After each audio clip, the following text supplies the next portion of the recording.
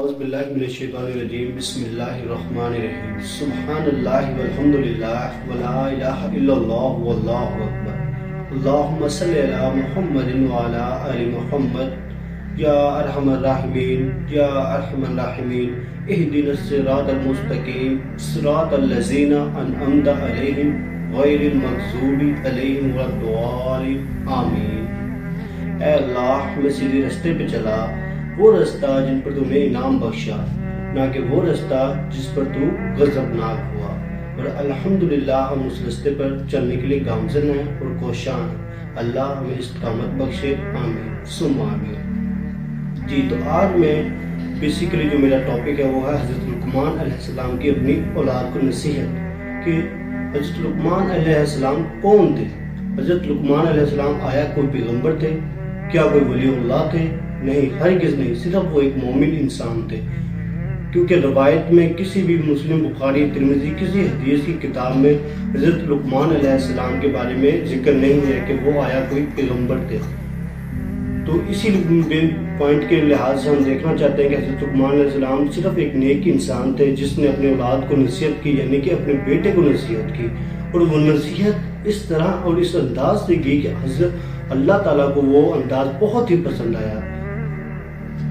Basically میں پہلے بتانا چاہتا ہوں کہ آج کل کے والدین کس طرح کی نصیحت کرتے ہیں۔ یہ ایک سچا واقعہ ہے اور یہ میں نے اپنی آنکھوں سے دیکھا ہے، کانوں سے سنا ہے۔ بیسیکلی میرا آج جو پوائنٹ ہے وہ یہ ہے کہ 2 ٹائپس آف پیرنٹس، 2 اقسام کے آج کل کے والدین اس دنیا میں پائے جاتے ہیں۔ ایک یہ کہ جو آخرت کی فکر کرتے ہیں، اور دوسرا جو دنیا ہی کی فکر کرتے ہیں اور آخرت کو بالکل خود بھی بھولے ہوتے ہیں اور اپنی اولاد کو بھی بلانے کی کوشش کرتے ہیں۔ کسی طرح یہ آخرت کو ہائی لائٹ نہ کریں اور ہمارے سامنے کوئی آخرت کی باتیں نہ کریں، صرف دنیاوی طور پر ہم ان سے پیسہ کمائیں، جتنا یہ کما سکتے ہیں ارن کریں، پڑھیں لکھیں، جیسے مرضی لائف کو انجوائے کریں، کوئی مسئلہ نہیں ہے۔ چاہے بے حیائی کے کام کریں، جو کلب نائٹ انجوائے کریں، جو مرضی کریں، صرف جو ہمیں کام ہے بیسیکلی وہ یہ ہے کہ دنیا میں کامیاب ہوں، آخرت سے ہمارا کوئی لینا دینا نہیں ہے۔ تو یہ ایک بالکل حقیقت ہے جو میں ایک واقعہ بیان کر رہا ہوں، وہ یہ کہ ایک بیرون ملک جاتے ہوئے ایک باپ کی اپنے بیٹے کو نصیحت، یہ کائنڈلی ہمارے ہمسائے تھے، تو میں اس کی کوئی برائی نہیں بیان کر رہا۔ اگر ہمارے گھر سے کوئی باہر جاتا تو وہ بھی یہی کرتا جس طرح کہ اس شخص نے کیا۔ یہ کوئی میں برائی نہیں بیان کر رہا، میں ایک معاشرے کی حقیقت بیان کر رہا ہوں کہ آج کل کے والدین کس قدر اپنی اولاد کے لیے، دنیا کے لیے فکر مند ہے۔ وہ جب گئے تو بڑی ہی درد بڑی داستان بیان کر رہے تھے اپنے بیٹے سے کہ بیٹا دیکھو، میں جا رہا ہوں روزگار کمانے کے لیے، ایک اس پیٹ کی خاطر جا رہا ہوں، لہٰذا تم نے نا اچھے، اس کو نصیحتیں شروع کر دی جیسے کہ ہر والدین کرتا ہے اپنے بیٹے کو سمجھانے کے لیے۔ تو اس نے کیا کہا، میں بڑے غور سے باتیں سن رہا تھا اس کے نا، تو میں نے دیکھا یار شاید دیکھیں کوئی ہمیں بھی اچھی بات مل جائے گی سیکھنے کو۔ تو وہ بیان کر رہے تھے کہ بیٹا دیکھو، اسکول آپ نے ٹائم سے اٹھنا ہے، اسکول آپ نے ضرور ٹائم سے جانا ہے، ٹھیک ہے۔ دوسرا کہ آپ نے امتحان کی تیاری بالکل اچھے انداز سے کرنی ہے، کوئی اس میں کوتاہی نہیں کرنی، کھیلنا کودنا بند کر دو، کیونکہ اب آپ کے ایگزام ہونے والے ہیں۔ بیسیکلی اس کا بیٹا جو ہے وہ 10th کلاس میں تھا، تو لہٰذا میں دیکھ رہا تھا شاید کہ بیٹا فجر کی نماز قائم رکھنا، کیونکہ اللہ تعالیٰ نے اب ہمارے اوپر حالات سخت کر دیے ہیں، لہٰذا میں باہر کے ملک جا رہا ہوں، لہٰذا آپ اللہ سے دعا کرنا، اے اللہ ہمیں رزق وسیع فرما، اور بے شک تو رزق دینے والا ہے۔ تو میں سوچ رہا تھا شاید اس طرح کی موٹیویشن دے گا بچے کو، لیکن یقین مانے افسوس کی بات، اور میں یہ افسوس کے ساتھ اور دل بھری داستان بیان کر رہا ہوں کہ دیکھیں ہمارے والدین بظاہر وہ بہت ہی اچھی نصیحت، یقین مانے، اور ایسی نصیحتیں کرنی بھی چاہیے ایک بچے کو، ایک والدین کو، لیکن کیا صرف دنیاوی نصیحتیں کرنی ہے ہم نے؟ اسلام سے ہمارا کوئی لینا دینا نہیں رہا ہے۔ تو یہاں میں بتانا چاہتا ہوں حضرت لقمان علیہ السلام نے کیا نصیحت کی اپنے بیٹے کو بیرون ملک جاتے ہوئے، ایک والد کی جو کہ جیسے ہمارے والدین ہیں، وہ تو نصیحتیں میں نے آپ کو بیان کر دی کس طرح کی ہمیں بیان کرتے ہیں، اور یہ نصیحتیں مجھے بھی بہت سننی پڑی ہے کہ بیٹا دیکھو ابھی تو تم بچے ہو، ابھی تو تم چھوٹے ہو، ابھی تو میٹرک لیول پہ تمہارا اسٹینڈرڈ ہے، تو ذرا پڑھ لو، ذرا ڈاکٹر انجینئر کی ڈگری حاصل کر لو، پھر دیکھ لیں گے، پھر تم جو اسلام کا کام کرنا چاہو کر لو، ہم کب منع کر رہے ہیں آپ کو۔ میرے یار دوست رشتہ دار سب نے مجھے بہت ہی اس طرح سے موٹیویٹ کیا، دیکھو یار ہم یہ نہیں کہہ رہے کہ تم یہ کام نہ کرو، وہ اسی طرح سے موٹیویٹ کرتے ہیں، ابھی تو تمہاری عمر کیا ہوئی ہے ذرا کام. تو لہٰذا مجھے وقتی طور پہ تو نا ان کی باتیں بہت اچھی لگتی تھی, بہت ہی. میں کہتا تھا یار بیسیکلی یہ فائدہ تو میرا سوچ رہے ہیں, لیکن پھر میں جب رات کو سوچتا تھا نا تو یقین مانے اللہ پاک خود میرے ذہن میں باتیں ڈالتے تھے. وہ اللہ تعالیٰ خود میرے ذہن کو, میں سوچتا تھا, میں کہتا تھا یار اگر فرض کروں میرے پتہ نہیں میں ڈاکٹر انجینئر کی ڈگری کس سال میں لوں, 10 سال 5 سال کب مجھے, اور شاید میرے پاس اتنا موقع ہے یا نہیں زندگی گزارنے کا, ہو سکتا ہے میں صبح اٹھ بھی نہ پاؤں. تو اس طرح سے میرے نا ذہن میں خیالات آیا کرتے تھے کہ اللہ میں بیسیکلی اللہ ہی اپنے انسان کو ہدایت پہ لاتا ہے, اور انسان تو صرف کوشش کر سکتا ہے, اللہ ہی رستے آسان کرتا ہے. تو اس طرح کے میرے خیالات آتے تھے, میں پھر موٹیویٹ ہو جاتا تھا اسلامک پوائنٹ آف ویو سے. پھر میرا موٹیویٹ کا لیول اوپر چلا جاتا تھا, اور میں کہتا تھا نہیں یار کام کرنا ہے تو صرف یہ کرنا ہے, باقی لائف ٹھیک ہے ماشاء اللہ سارے بھائی ہمارے اچھے کما رہے ہیں, اگر میں نہیں بھی کماؤں گا تو کون سی ایسی قیامت آ جائے گی. ٹھیک ہے تم یہ دو اسٹیپ تو اٹھاؤ, اگر تم نے یہ اسٹیپ اٹھایا تو ہو سکتا ہے کہ سارا خاندان اس لائن پہ چل جائے. آپ کو دیکھتے دیکھتے آپ کے بھتیجے جو بھی ہیں لائف سٹائل چینج آپ کا اڈاپٹ کریں گے, آپ کو دیکھیں گے, آپ سے سیکھیں گے. کم سے کم ایٹ لیسٹ تم تو یہ قدم اٹھانے کی ہمت کرو نا, تاکہ کہ لوگ آپ کو دیکھ کے نصیحت پکڑیں گے یار دیکھو یہ بھی تو گنہگار انسان تھا کسی دور میں, یہ ہمارے ساتھ ہی اٹھتا بیٹھتا تھا. یہ گانے موویز ہر قسم کی میں نے ایکٹیویٹی دیکھی ہے اور میں دیکھتا رہا ہوں پہلے. جی بیسیکلی تو میں بتا رہا تھا کہ حضرت لقمان علیہ السلام نے کیا نصیحتیں کی. دیکھیں اللہ تعالیٰ فرما رہے ہیں, اور ہم نے لقمان کو دنائی بخشی کہ اللہ کا شکر کرو, اور جو شخص اللہ کا شکر کرتا ہے تو وہ اپنے ہی فائدے کے لیے شکر کرتا ہے, اور جو ناشکری کرتا ہے تو اللہ بے نیاز ہے, لائق حمد و ثنا ہے. تو اس میں دیکھیں ہمارے لیے بھی ایک سبق ہے, اس میں کیا سیکھنے کے لیے ہمیں اللہ پاک نے کیا نصیحت کی ہے کہ دیکھو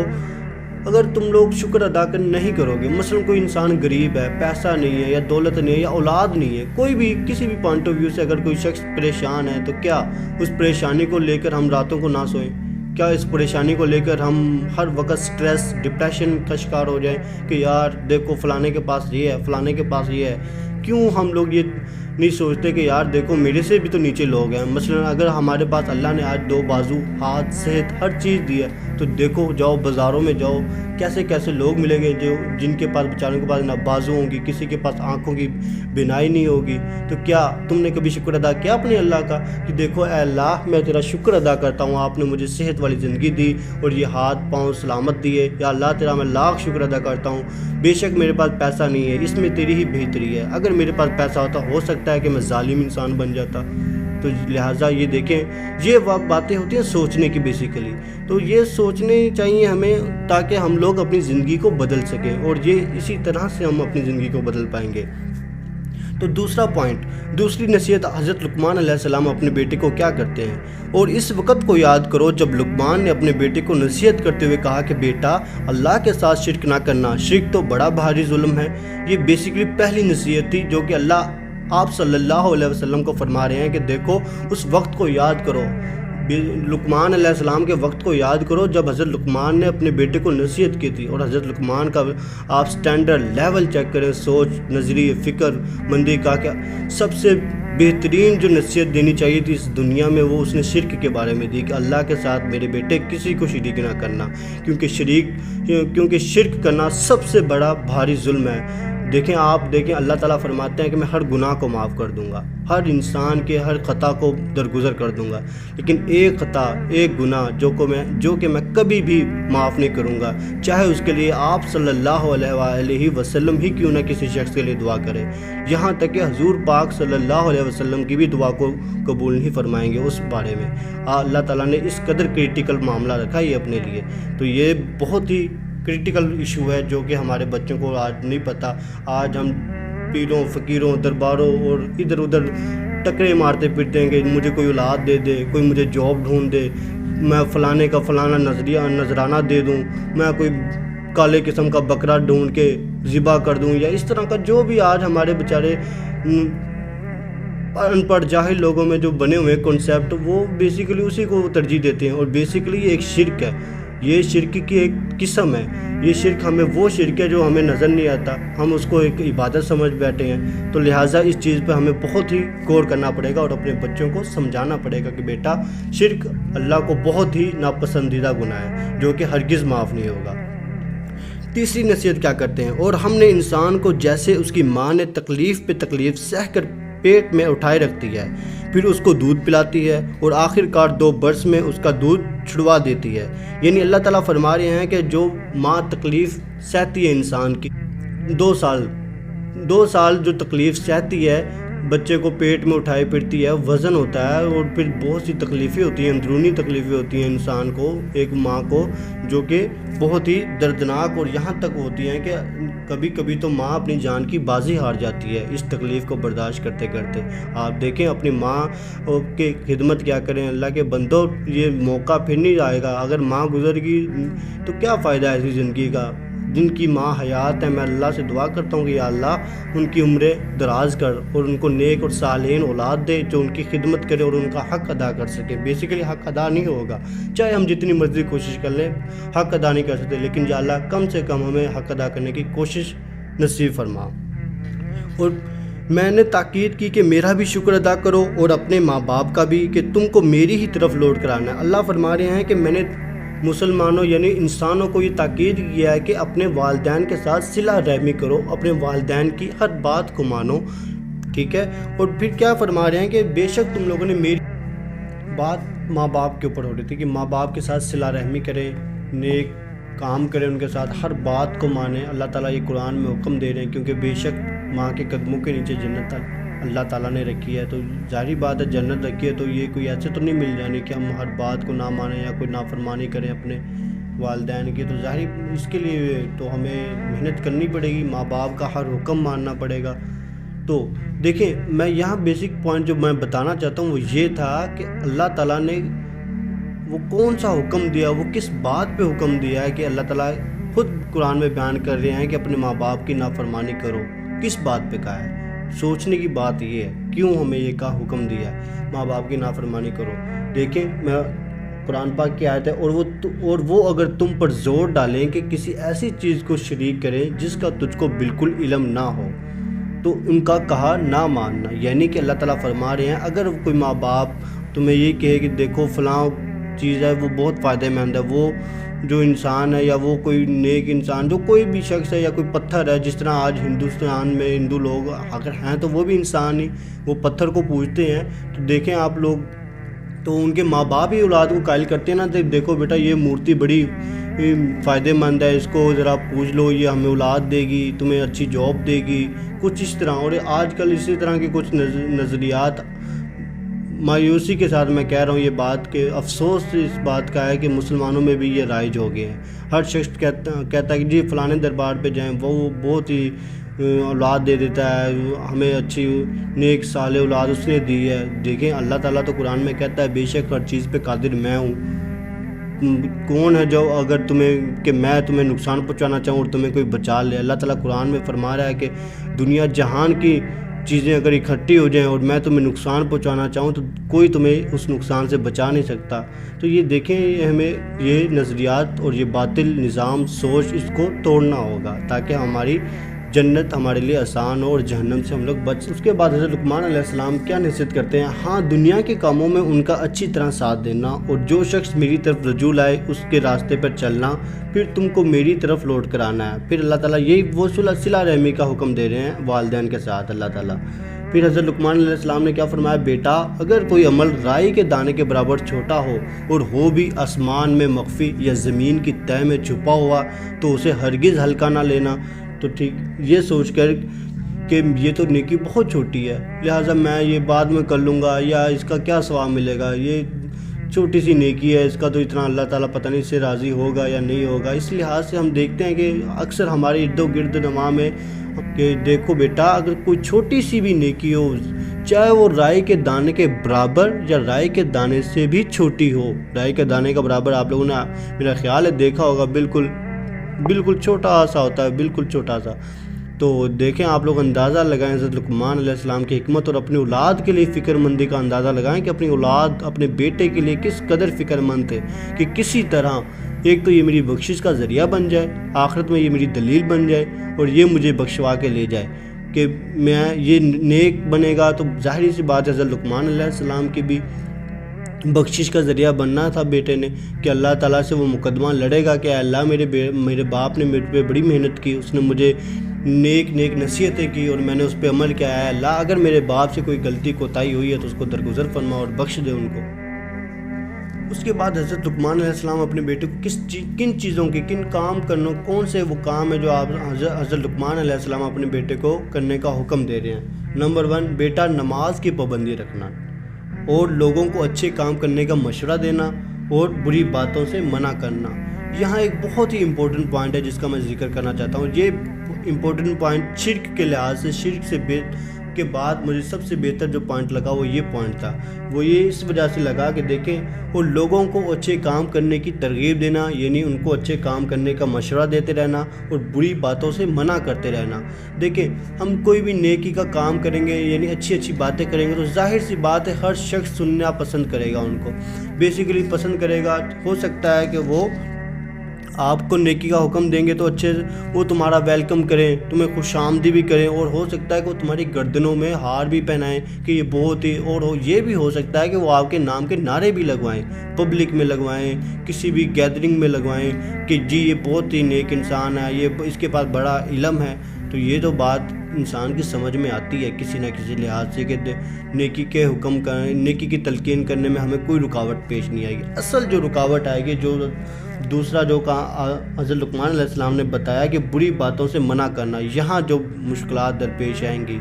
یہ جو مرحلہ ہے، یہ برائی کا روکنے کا مرحلہ، یہ ایک مشکل چیز ہے۔ کیوں، کیسے، یہ میں آپ کو بتانا چاہتا ہوں۔ دیکھیں، آپ کہیں گے کہ رک جاؤ، باز آ جاؤ یہ کام کرنے سے، کیونکہ اللہ ان سے ناراض ہوتا ہے اور آپ صلی اللہ علیہ وسلم بھی ان باتوں سے منع کرتے ہیں۔ کیا کوئی شخص سود چھوڑنا پسند کرے گا تمہاری خاطر جب تم اسے برائی کو روکو گے کہ دیکھو یہ سود حرام ہے، اس کو نہ لو، دیکھو تم حرام کما رہے ہو، یہ کام نہ کرو؟ وہ کہے گا جی میرے تو ٹھاٹے ہیں، میرے نیچے ویگو ڈالا ہے، گاڑی ہے، ہر چیز ہے، میں کیوں چھوڑوں یہ سب کچھ؟ دیکھیں، وہی بات آ گئی، وہ یہ ہرگز چھوڑنے پہ آمادہ نہیں ہوگا، لیکن نیکی کی بات تو وہ سن لے گا، پسند بھی کرے گا۔ کیا وہ یہ کام چھوڑنے پر آمادہ ہو جائے گا؟ نہیں، وہ تو بلکہ تمہارا جانی دشمن بن جائے گا الٹا۔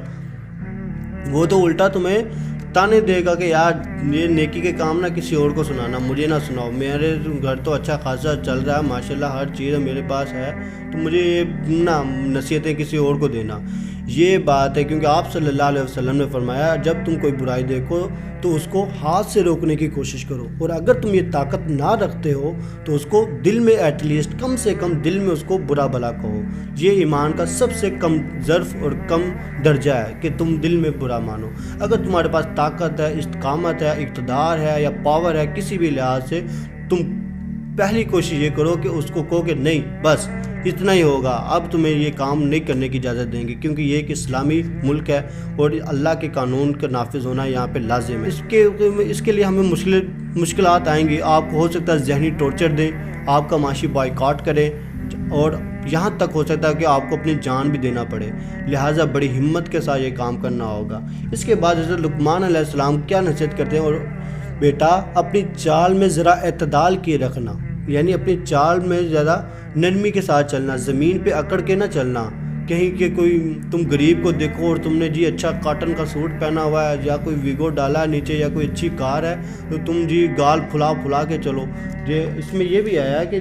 اور تکبر کرتے ہوئے لوگوں کے سامنے گال نہ پھلانا اور زمین پر اکڑ کر نہ چلنا، اس لیے کہ اللہ کسی اترانے والے اور شوخے خورے کو پسند نہیں کرتا۔ اور اس کے بعد حضرت لقمان علیہ السلام نے کیا نصیحت کی کہ بیٹا جب بھی کسی سے بات کرو اور بولتے وقت ذرا آواز نیچی رکھنا، کیونکہ بہت اونچی آواز گدھوں کی سی ہے اور کچھ شک نہیں کہ سب سے بری آواز گدھوں کی ہے۔ ٹھیک ہے، یہ آخری نصیحت حضرت لقمان علیہ السلام نے کی، اور ماشاءاللہ دیکھیں آپ حضرت لقمان کے، میں قربان جاؤں حضرت لقمان علیہ السلام پہ کہ کیسی نصیحتیں کر گیا، ساری زندگی کا نچوڑ وہ بیان کر گیا شخص اپنے بیٹے کے لیے کہ بیٹا اگر تم نے یہ 4-5 نصیحتوں پہ عمل کر لیا تو یقیناً تم جنت کو پالو گے اور یقیناً تم نیک اور صالحین لوگوں میں شامل ہو جاؤ گے۔ تو باقی جو میں نے بات کی ہے، اللہ پاک ہمیں اس پر عمل کرنے کی توفیق عطا فرمائے، اور جو غلطی کوتاہی ہوئی اللہ ان کو درگزر کرے۔ بے شک ہم غلطی کے پتلے ہیں اور ہم خطا کار ہیں، سیاہکار ہیں، بدکار ہیں، کچھ بھی ہیں۔ اے میرے مولا، ہم اپنے پیارے نبی صلی اللہ علیہ وآلہ وسلم کی امتی ہیں، لہٰذا تو ہم پہ رحم فرمانا۔ جزاکم اللہ خیر الرازقین۔